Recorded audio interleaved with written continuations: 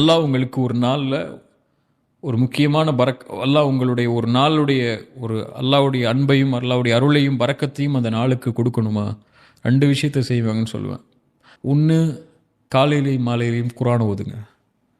உங்களுக்கு இருக்கக்கூடிய எல்லா பிரச்சனைகளுக்கும் அது உங்களுக்கு சொல்யூஷனாக இருக்கும்.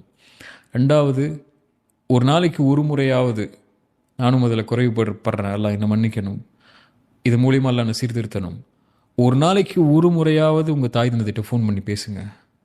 அவங்க உயிரோடு இல்லையா, அவங்க நண்பர்கள் இருந்தாங்கன்னா ஃபோன் பண்ணி பேசுங்க.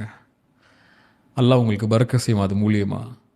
உங்களுடைய நிலைமையை ஒரு தாய் தந்தை புரிந்து உங்களுக்காக கையேந்திட்டாங்கன்னா அல்லாஹ்விடத்தில் அந்த துவா மறுக்கப்படவே செய்யாது.